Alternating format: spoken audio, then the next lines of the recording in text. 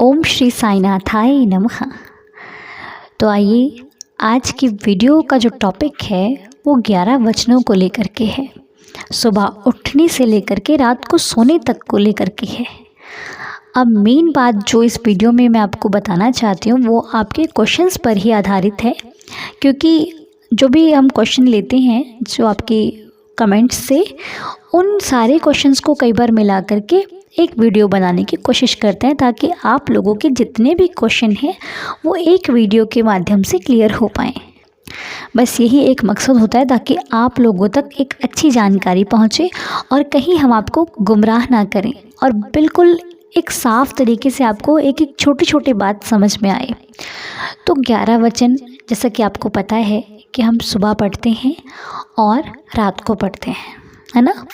अब बात यहाँ पर ये है कि कुछ लोगों का कहना है कि क्या दी सुबह और रात को ही 11 वचन पढ़ सकते हैं, तो नहीं।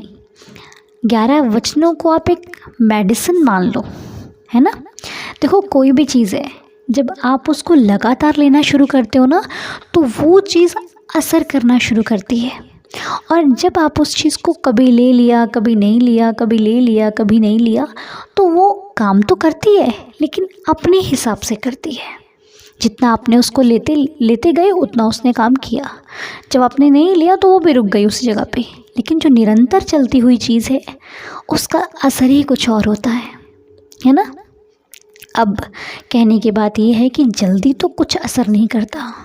और एक चीज़ और ध्यान में रखिए, कई बार कुछ लोगों का सवाल है कि जो लोग पूजा पाठ नहीं करते उनको बहुत जल्दी भगवान दे देता है, और हम सारा दिन पूजा पाठ करते हैं, बाबा का चालीसा पढ़ते हैं, साईं सचरित्र का पाठ करते हैं, क्या क्या नहीं करते, लेकिन हमें क्यों नहीं मिलता। तो उन लोगों से मेरा ये कहना है कि जल्दबाजी में कभी ना फंसें, क्योंकि जल्दबाजी के काम ना ये अच्छे नहीं होते। ये कई बार जल्दबाजी के चक्कर में हमें भी फंसा देते हैं और हमें जो चाहिए होता है वो मिल ही नहीं पाता, और हम जल्दबाजी के चक्कर में जो अपने पास होता है वो भी खो देते हैं कई बार। इसलिए अगर आपका काम देरी से हो रहा है ना तो निश्चिंत हो जाइए, क्योंकि धीमे धीमे जो काम होता है वो बहुत अच्छा होता है। बस आप लगन से काम कर रहे होने चाहिए, आपको उस काम के लिए जज्बा होना चाहिए। आपके लिए धीरे चल रहा है उसकी कोई दिक्कत नहीं, लेकिन आप निरंतर मेहनत करो, आपकी मेहनत में कोई कमी नहीं होनी चाहिए। फिर तो भगवान सब देखता है। कभी किसी की मेहनत आज तक खाली नहीं गई, जिसने मेहनत की उसे उसका भरपूर फल भी मिला है। इसीलिए चिंतित ना हो, अगर आपने मेहनत की है तो आपको उसका फल ज़रूर मिलेगा, और फल सिर्फ मालिक देगा, और मालिक कभी गलत किसी के साथ करता ही नहीं है। फिर किस चीज़ की टेंशन है आपको। और 11 वचन का मैं आपको बता दूं, आप जब दिल हो ना तब पढ़ सकते हो। जैसे मैंने कहा एक मेडिसिन होती है ना, डॉक्टर आपको डोज देते हैं ना कि आपको सुबह दोपहर और शाम को खानी है, तो इसी तरीके से कई बार हमसे भक्ति नहीं हो पाती, हमसे अच्छे काम नहीं हो पाते, तो जब अच्छे काम ऐसे ना हो पाए तो उनको एक डोज की तरह ले लीजिए कि नहीं मुझे तो पढ़ना है। सुबह पढ़ा, ठीक है। अब मुझे लगता है कहीं ना कहीं हमें एक आदत हो गई है कि सुबह उठ के 11 वचन पढ़ने हैं। आप लोगों को हुई है ना वीडियो से, ये जो सुबह सुबह साईं वचन आते हैं, क्या आपको भी आदत है सुबह साईं वचन सुनने की। मुझे बहुत अच्छा लगता है जब आप लोग कमेंट्स में कहते हो अन्नू जी आपके 11 वचन नहीं आ रहे रात के, तो मुझे बहुत खुशी होती है।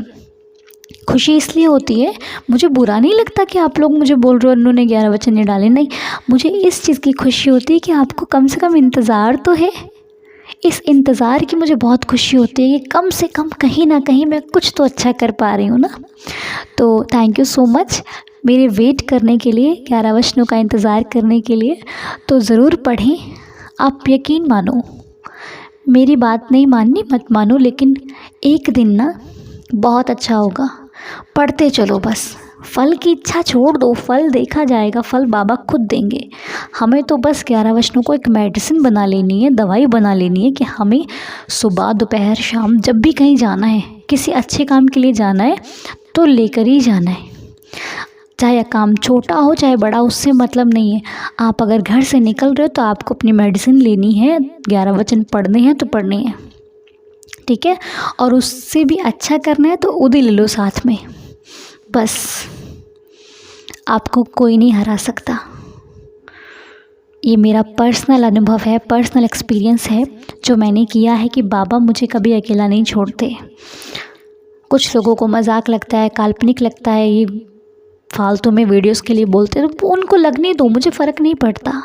मुझे पता है ना मेरे बाबा मेरे साथ में है। इसीलिए आपको कहती हूँ कि आपको पता होना चाहिए कि आप सच्चे हो। यहाँ पे कोई किसी को सच्चा मानता ही नहीं है, खुद को मानो बस। अपनी नज़र में अच्छे रहो, बाबा की नज़र में अच्छे रहो, बस। दुनिया जिस दिन मालिक मनवाएगा ना, हर इंसान मानेगा। इसलिए कई बार क्या होता है, कुछ लोग क्या कहते हैं, अरे वो पैसे वाला है उससे बना कर रखो, है ना। ऐसा होता है ना कि वो बड़ा आदमी है उससे बनाने की ज़रूरत है, हमें कभी ख़राब टाइम आएगा तो वो साथ दे देगा। मुझे इससे फ़र्क नहीं पड़ता, पता है क्यों? मेरा मानो तो मालिक से बना के रखो, क्योंकि उस बड़े आदमी को भी किसने बनाया है? हमारे बाबा ने, मालिक ने। तो जब बाबा से बनी है ना, तो कोई आपको नीचे नहीं गिरा सकता। बस इतना ही मेरा कहना है आपसे कि हिम्मत मत हारा करो। मैं जब आपके कमेंट्स पढ़ती हूँ तो मुझे भी बहुत बुरा लगता है कि आप लोग, कई बार होता है सिचुएशन ऐसे क्रिएट हो जाती है कि हम टूट जाते हैं, लेकिन नहीं, हिम्मत नहीं हारनी है। एक चीज़ याद रखो कि जब गिरते हुए मैंने तेरा नाम लिया है, गिरने ना दिया तूने मुझे, थाम लिया है। बाबा थाम लेंगे, संभाल लेंगे, आपकी रक्षा करेंगे। बस आप सच्चे हृदय से बाबा के करीब जाने की एक सबसे अच्छी तकनीक है कि सच्चे दिल से काम करो, श्रद्धा से करो। आप कभी नहीं गिरोगे, कभी नहीं कोई गिरा सकता आपको। साईं के दिल तक जाने का एक यही रास्ता है कि कुछ भी करना है ना, सच्ची श्रद्धा से करो। भले वो आपको चाहता है इंसान है, आपको नहीं चाहता है, वो इंसान आपसे नफ़रत ही क्यों ना करता हो, लेकिन आप सच्चे दिल से काम करो, कोई नहीं हरा पाएगा आपको। ठीक है, तो वीडियो कैसा लगा बताना ज़रूर जाते जाते। और बाकी अगर मेरे मुँह से कुछ गलत निकल गया हो, कोई शब्द गलत यूज़ कर लिया हो, तो मुझे माफ़ कीजिएगा। और अगर आपके माइंड में भी कोई टॉपिक है, कुछ बात है, तो मुझे कमेंट सेक्शन में आप बता सकते हैं, ताकि नेक्स्ट वीडियो में कुछ हेल्प हो सके जिन लोगों को नहीं पता है उनके लिए। ठीक है, तब मिलेंगे नेक्स्ट वीडियो में। तब तक के लिए अपना ख्याल रखिए, खुश रहिए, हैप्पी रहिए, हेल्दी रहिए। जय साईं राम।